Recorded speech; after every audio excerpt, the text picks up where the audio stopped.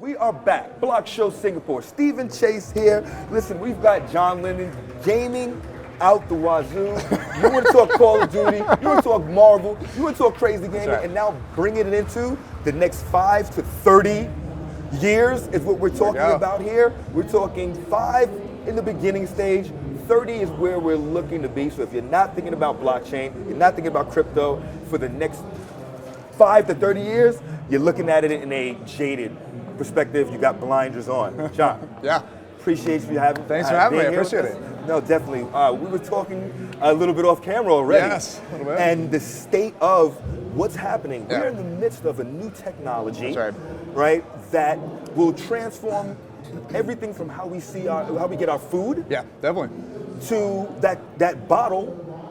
And when it hits the Great Pacific Garbage Patch, we'll know who's accountable for it. That's right. But let's talk about some fun stuff. Okay, let's do it. Let's talk about gaming. Let's talk about gaming, yeah. How are you gonna transform? First, tell them a little bit about your background. Yeah, so a little bit about my background. I was the studio head at Activision Blizzard for many years, mostly in the Call of Duty franchise. So we did 4 Call of Duties. Most people have heard of that one. That was a small game. I've heard that game. Small game, little game. Having a good year this year. They're doing really well at Modern Warfare, so I'm very happy for the team there. Then did a Skylanders project, left Activision, had a mobile studio called Seismic Games. So we did a game called Marvel Strike Force, which was top 25 mobile last year. And we sold that to Niantic. So Niantic Pokemon Go team bought the last company. And honestly, I've been kind of really hooked on this space. I mean, I think what's really amazing about blockchain is that it's kind of like the early days of mobile games, right? To where it's a whole new set of rules, it's a whole new set of tools, it's a palette of tools that game designers can play with now that are going to change a lot of things, you know? Give me one thing that you think is going to change dramatically. I think the biggest thing I think right now is that when you have the ability to have an owned asset, right? You suddenly have primary and secondary markets, right? It becomes built in, right? There's an ability to sell, and now you can do a lot of cool stuff, right? And things that we get excited. This is one of the reasons we all kind of left our kind of cushy, bigger, stable jobs at these studios to kind of go do something a little bit more experimental. Is because when you have those 2 marketplaces, you can do some really cool stuff, like the sneakerhead culture, you know? So like Nikes and all these, and Supreme and Bathing Ape, they're taking these new models in retail. Excuse me, it's all about rarity, right? They might sell for 2 hours on a Saturday, and they're not worried about trying to maximize the output of sales because there's such a huge scarcity model, right? Absolutely. We can bring that into gaming. And that blockchain can make that happen in gaming to where suddenly now you can go out and you can sell 1,000 items and that's it. To a 1 million player or 10 million player game. And now because there's an ability for those things to skyrocket and have a real way, a legitimate way to sell those, you can start monetizing that all the way through. Okay, so that gets really cool. Wait. So this is, you're talking about a multi-billion, possibly, opportunity, right? Yeah, I think where developers, regular folks, can start engaging in building out product that we can transport into different games across the hemisphere. Somewhat. I think we're early stages. How far along are we? So I think where we're at right now is we start with the basic gaming economy shifts, right? So it's a one-way street right now. Consumers pay $150 billion a year to game developers and game publishers, and they're buying intangible assets. They're buying personal satisfaction. They're buying copies of copies of copies. But But they don't own anything. Absolutely. Right? So now what happens is you start letting them have the ability to at least have the ownership. I think ownership is the first step, right? Before we get to interoperability and the metaverse and all this other cool stuff that can come. Crazy with it. But we start with ownership, right? And once we have ownership now, you can actually, it starts changing consumer behaviors, right? It starts changing the psychology of that purchase to where now it's like, I'm not spending $1 or $10 or $100, and it's gone the second I hit the button, right? Now I can have that, and maybe I make a profit. Maybe I can mix it with another asset and get something rare. Maybe I can now, there's ways to do that. Maybe I just want to get rid of it later, secondhand, sell it at a loss. Am I going to see you on a strange world of a planet in a shop where you just have a bunch of stuff sitting in the background? Exactly. Just kind of sitting there. Yeah, exactly. Just sitting, what do you need? So I think that's where it gets really cool. The other thing I think is powerful is the brands, right? Retail brands coming into games. Esports teams actually not only just playing a game, but actually being able to sell their own merchandise in the game, right? Influencers are really directly affecting this industry in a major way. And instead of them getting paid just for their time on camera, what if they can actually bring their brand into games, right? And they can bring their wares or their items into these games now, and actually not only make a cut when it first sells, but every time it sells for the life of that object, right? That's what blockchain can do to gaming. That's why we're excited. Wow. Yeah. Wow. That's you just brought me into a whole nother one. There's a lot of fun stuff. I was in the Ready Player One. You got me on 17 right now on a whole nother. All right. So what have you been up to in the past 2 years? What's been going on? So we started Mythical Games. So Mythical Games, new studio. Okay. Mostly we have a great team, just an incredible. I put our team up against anybody in the video game industry now. So we have guys from executives from Activision Blizzard. We have people from Riot. We have people from Telltale. We have people from Zynga. We have people from kind of all over the industry, which is amazing. And I think what's great is we've probably shipped, the executive team's probably shipped about $10 billion of video games in our careers. What's exciting about this is we use the term, actually we stole the term from Sean Wayans. Sean Wayans is our office, and he was looking at a game we're working on, and he's like, this game is fresh but familiar. And I'm like, dude, that's exactly what this should be, right? Nice. And that's what blockchain should be for gaming. It should be fresh, but familiar, right? It shouldn't be foreign. It shouldn't be a brand new concept. I shouldn't have to kind of start all over and understand how transactions work. It needs to be just something cool and new stuff. And how do you add that new functionality, but still familiar enough to consumers, right? So fresh but familiar. We love that. We love that phrase. Love that. That's kind of what we're doing with Mythical Games. Fresh but familiar. Yeah. You guys are going to hear that a lot. There you go. Because I'm loving it. And now it's on record. Not in blockchain on record, yes. But right now it's immortalized where I've got it from. Perfect. So what can we expect in the next 2 years from Mythical? So I think what's great, we have a first game coming out next year. We've pushed it a little bit, so there's going to be some people on this video now that are like, whoa, you said this year. Yeah, I just realized I can't push it. Early next year though, we will be in beta. We have a great game, and what we're going after is a mainstream game, right? We're thinking millions of players.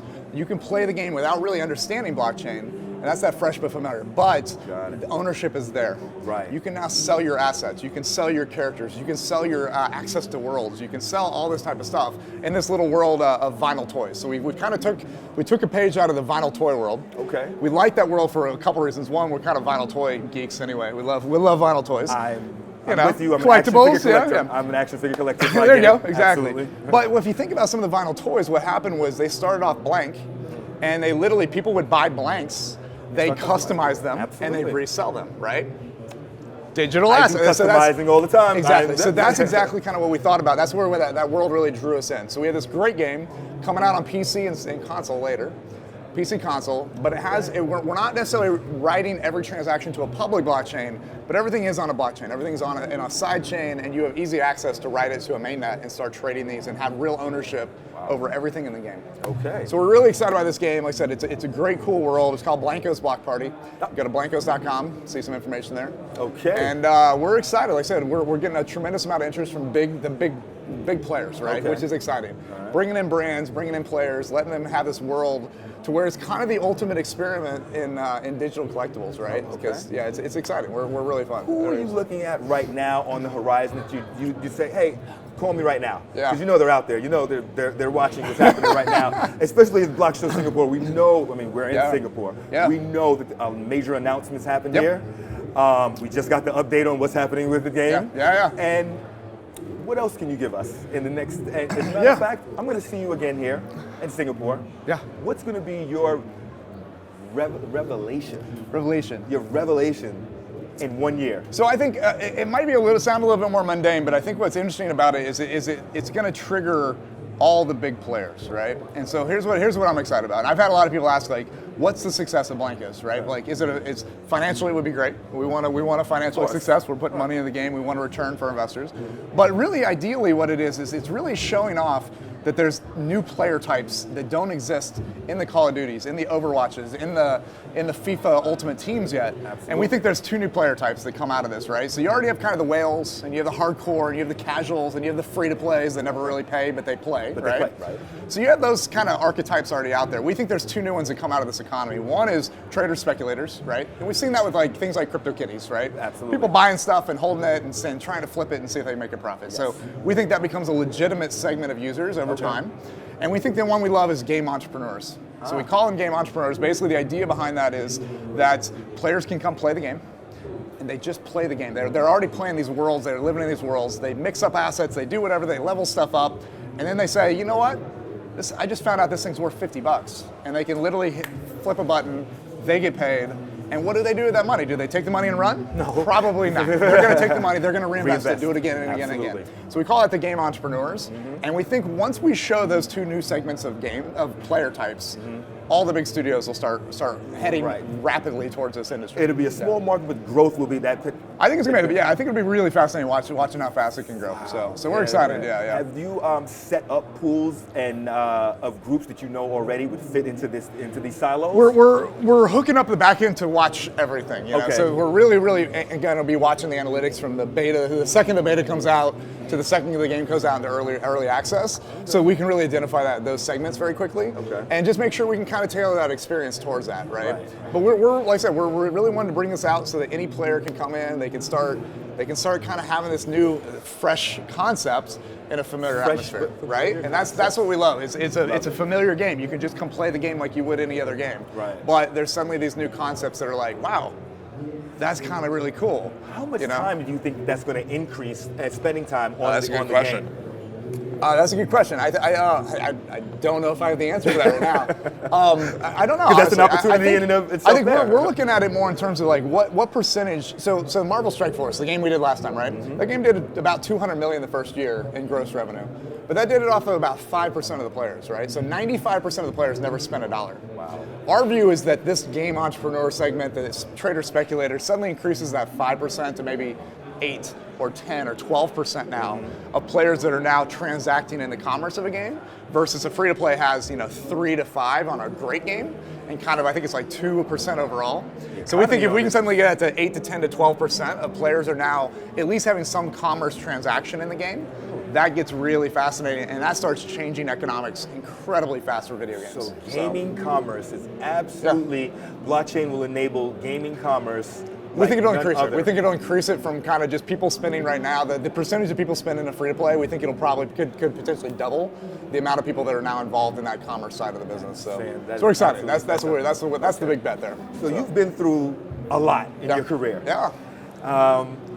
What pieces of advice can you give the community right now, the D-Live community that's looking out there?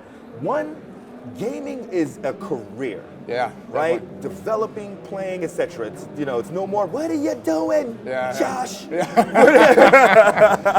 was how I grew up, right? So what pieces of advice can you offer the next generation, the current generation, and how they should look at the next 10 years? Of gamers or entrepreneurs? Both. Because it's coming under the same umbrella. It really is, yeah. And so what advice can you give them, knowing that this is going to be another economy that is blown out the water? Yep. I mean, I think what you'll see is I think you're right. I think gamers can become entrepreneurs, which is really fascinating. So I think the message is kind of similar, right? Whether you're playing in a game and you're eventually having an ability to make money in a game, or you're trying to build a company, is make sure you're kind of building things that are actually like, I'll use blockchain as an example, right? I don't think you can add blockchain to a game and make it successful. It's just not going to work. And we see a lot of that. Like we're just going to slap this thing in blockchain and it's going to magically work. If your game sucks, it's going to suck with blockchain, right?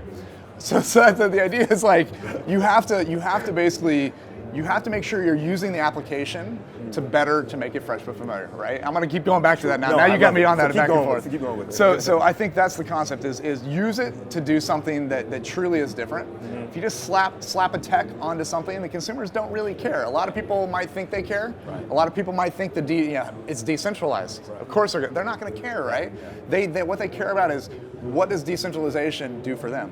What does transparency do for them? How does it affect my life at the end of the day? Exactly. So that's my advice is like, no matter what you do, whether it's in a game or you're building a company, is really make sure that you're using that application to really use the tech to better the functionality for the consumer, not just slap it on and hope it works. You know what I mean? So I think that's one thing I've seen a lot of, and I'm just like just use it to do better, not necessarily just add on. So use it to do better. There you go. That's your use advice it to do better. there. I guess that's the maven, the guy that you guys will all see in the next 5 years. And thank you for building that. Yes, there you go. I can't thank Thanks you so much, man. Thank you for having me. I appreciate it. No, Thank you. Awesome. Thank you.